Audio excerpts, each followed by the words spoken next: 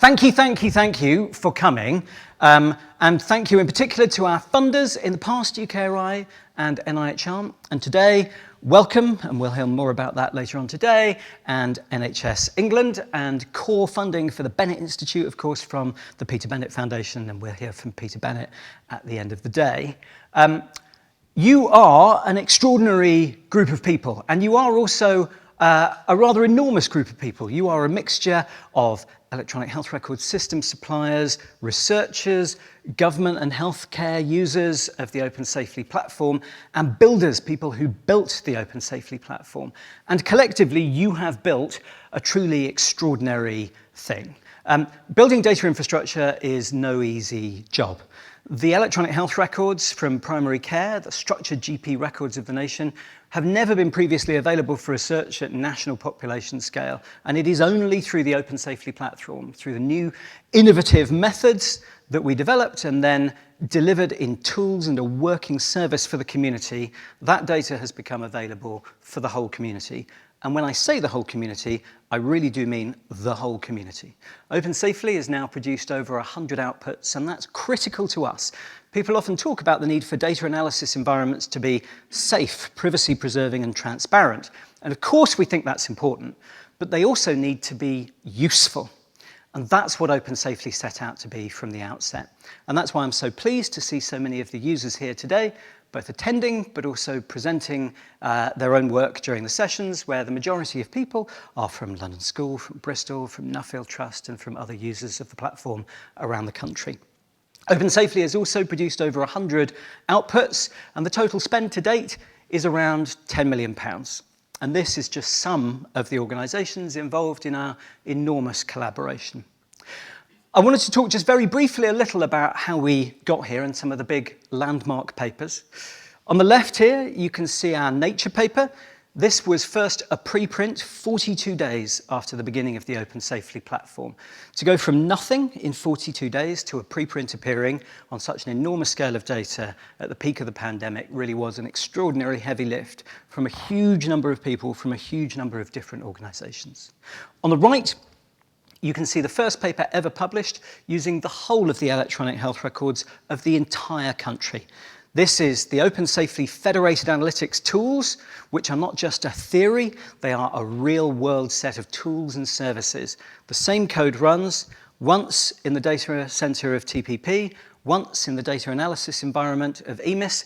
The same code runs in two completely different places in exactly the same way, and the results come together afterwards.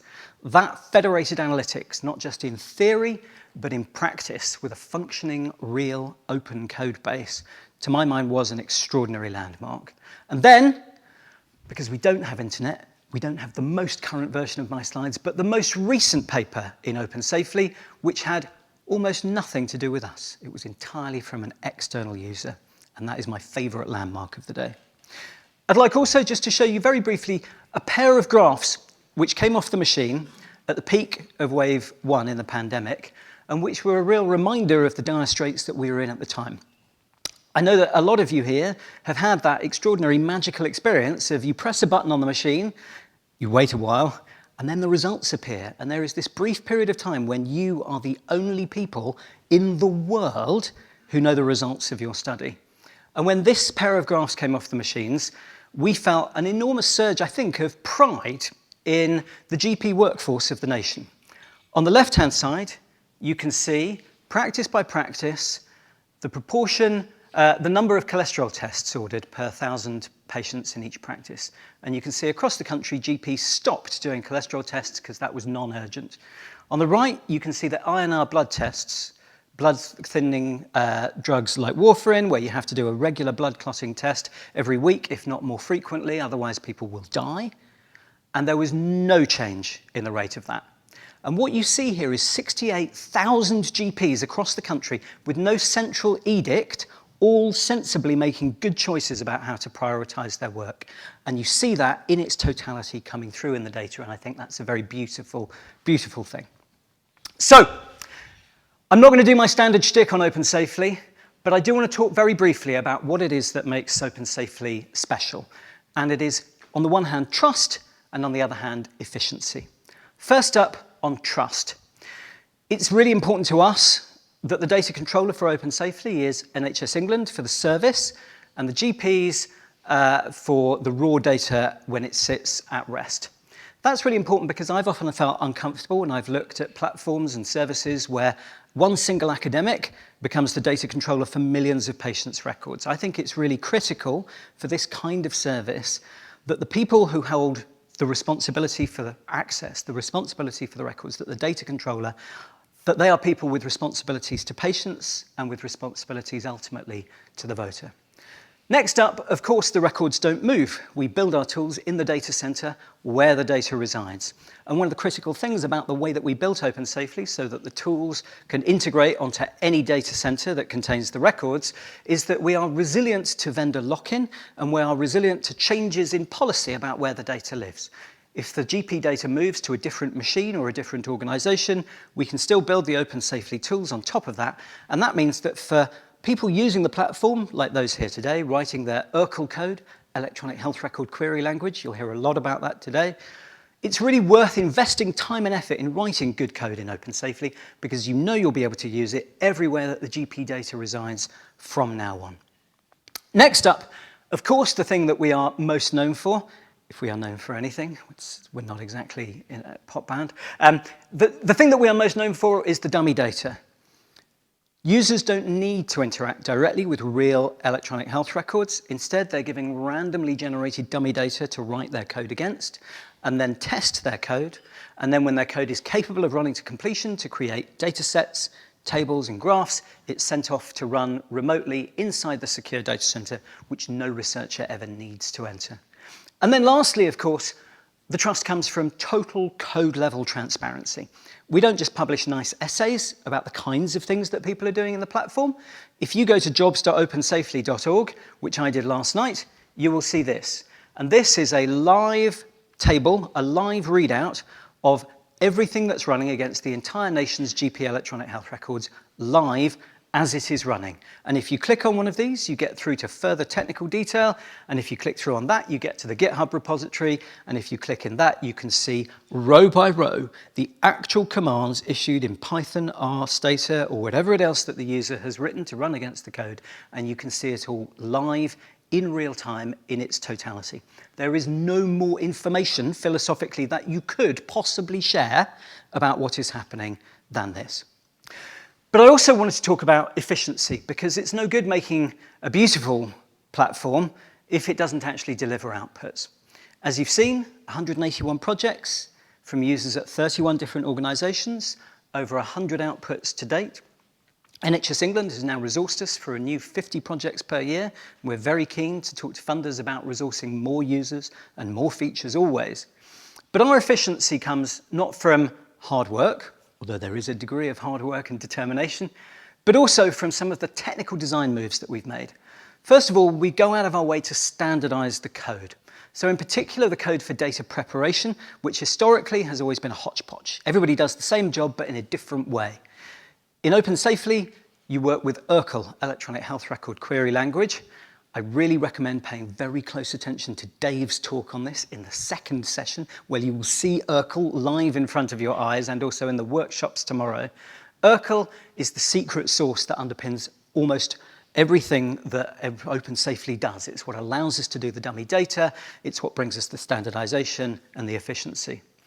The only reason that we can do this is because we have engineers and researchers working side by side, pooling skills and knowledge. Software developers have got a whole lifetime of experience in writing code, and it makes sense if you're writing code to work with data to employ people not only who are proficient in writing code, but to have within your groups people who are professionals at writing code. So researchers and software engineers working closely together and pooling skills and knowledge and also best practice across their disciplines.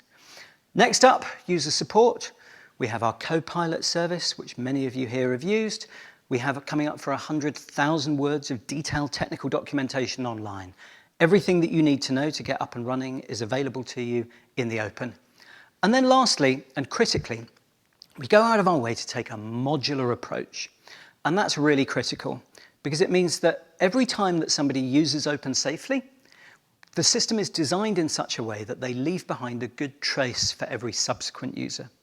And that doesn't just mean their raw code. So on the left, you can see a big list of just some of the GitHub repositories that have been updated in the last 2 weeks on OpenSAFELY, out of the more than 230 repositories of code that have been built within the GitHub organization, not by us, but by the whole user community.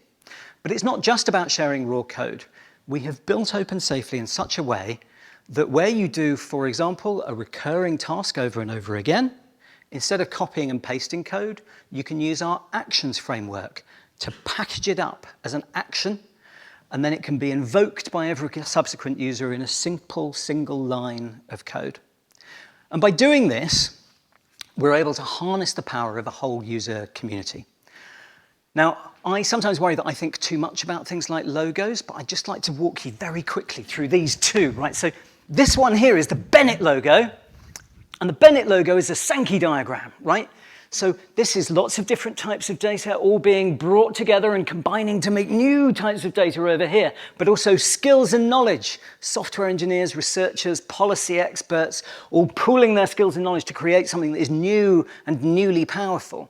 But the OpenSAFELY logo is different, because OpenSAFELY is not just the Bennett Institute. OpenSAFELY is dozens of organizations all coming together separately, all of them with their different interests and skills and interests and values. You're all coming together in a way that you can see each other and everybody outside can see you, but you are all separate. And it is a truly extraordinary constellation of organizations that we have here today. Today is going to be a romp. If you are interested, I will run through the program very quickly in a moment. But first of all, our first guest speaker. On the second Tuesday of March in 2020, I think it was March the 10th, I went to a meeting in NHS England on the Waterloo Road, which made me feel very afraid. And I came out and I thought, as I stood at a bus stop, the nation's going to need more data than it's ever had access to before, and more quickly than it's ever flowed before, both the raw data and the analytic outputs on top of it. And the first person that I rang was Liam Smeeth. He is one of the great gods of modern electronic health records research, professor of epidemiology, and now director of London School of Hygiene and Tropical Medicine. Liam Smeeth.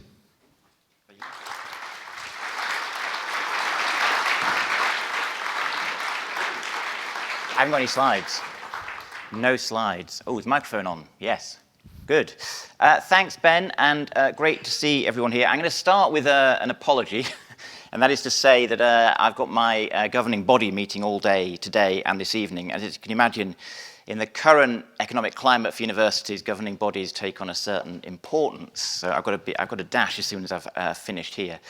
So I'd spent many years thinking about the importance of data and computerized health data, and what great things we could achieve with it. And always came back to the issues of security, confidentiality, and crucially, people knowing what was happening with their data. And do you remember the care.data? Some of you remember care.data. Some of you won't remember it, which is probably a good thing. So care.data came along, and I was sort of doing a radio program about primary care data, how important it was for research. And they had a patient on, as a kind of discussion thing. And she said that she really recognized the importance of data and that you needed data to run a health system properly and to measure things like who's getting vaccines and what their side effects are. But she didn't want the data to ever leave her GP's desktop computer, which was almost comical, but at the same time, she was making a really important point. And what her main point was that she wanted to know where her data was going in order to know what it was being used for and by whom. And it was a really important point, a really critical point. And I remember you remember the old days I remember signing many a data destruction certificate And this was at a time when we were already using the cloud a lot, and servers were constantly getting backed up, and if something crashed, then the computer saved a nice copy of it somewhere obscure. And we still had this touching faith that I could sign off a data destruction certificate to say that someone had handed me a data set, we'd used it for what we were going to do, and now it no longer existed in the world, which is a somewhat naive view of how these things work. So I have to take you back to the dark days of COVID. Ben's talked about those, and I was actually ill with COVID.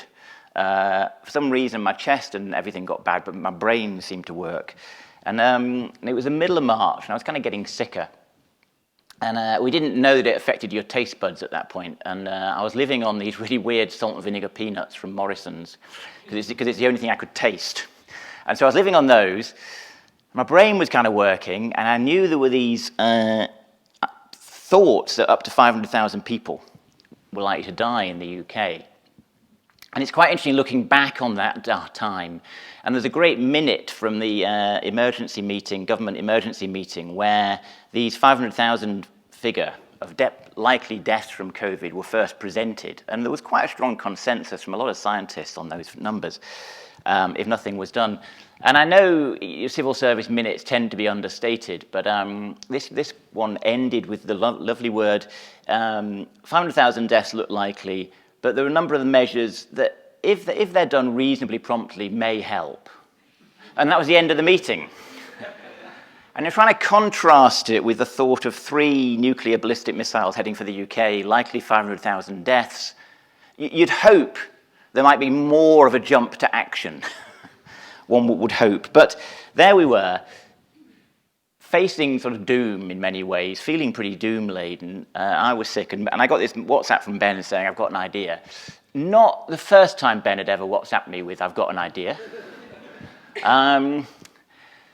But we chatted, and this seemed like a good one. They were all good. This one seemed exceptionally good. And there were many parts of it that seemed exceptionally good. And I have to say, one of them being that the very far-sighted people at TPP had pretty well signed up to trying to do this idea. And that was a huge breakthrough. And so huge credit to them and huge credit to Ben and whoever taught them into it. But it really was a massive breakthrough, because this idea had been rumbling along ever since that care.data discussion I had on the radio. This idea that patients trusted the data on their doctor's desktop computer because they knew who had access to it. They knew what it was being used for, in theory. So this idea that you could have, and of course the data don't exist on desktops in GP surgeries, but this idea that the data, which are securely held by the software provider, the clinical software provider, and that you could bring an analysis to that data in a way that meant it didn't move, that meant that it was completely transparent forever who was accessing it and what they were doing with the data, it had been sort of rumbling around in my head and hadn't ever really become clear to me until I spoke to Ben that evening. And I thought, well, we could actually do it here. This sounds incredible. It's going to take a bit of work, to put it mildly, but I think it's possible.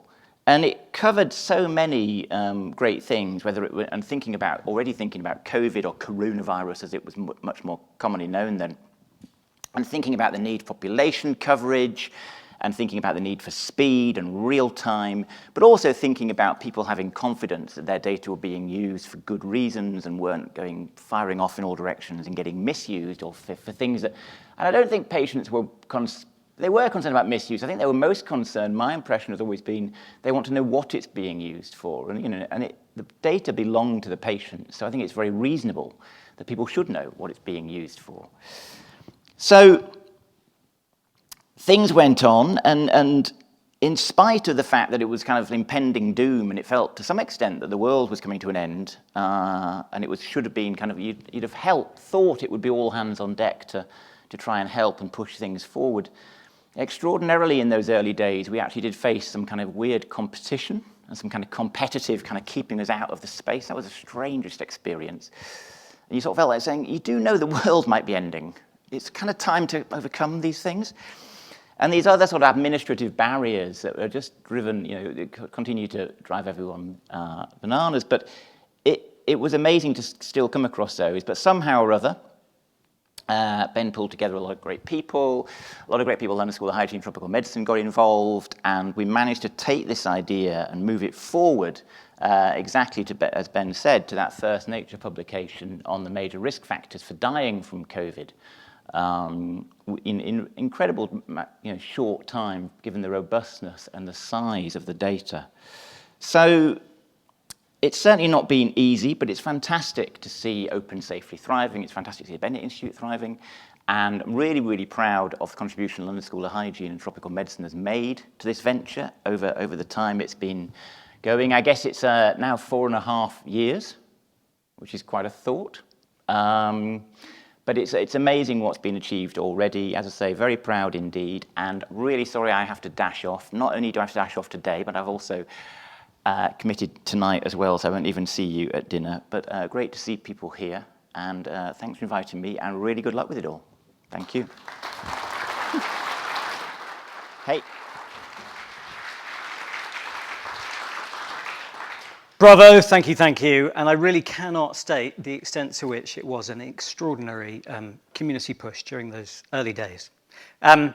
Let me tell you a little, very quickly, too quickly, about what you're going to see today. These pictures are for illustration only, but also, can someone give me a book? Is there a book? Have you all seen the OpenSAFELY book? All right, so coming up today, you will see, first up, a session on vaccine effects and coverage, featuring heroes such as Venetia Walker, who will also be playing the role of Rachel Denham from Bristol, who is stuck on a train.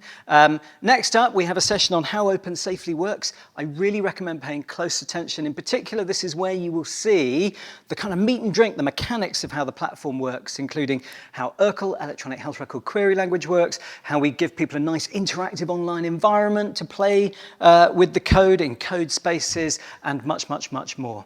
Next up, we have a keynote from Cameron Abbasi, who's editor-in-chief of the BMJ, who will be talking in particular, I think, about open code and the need for transparency in clinical research.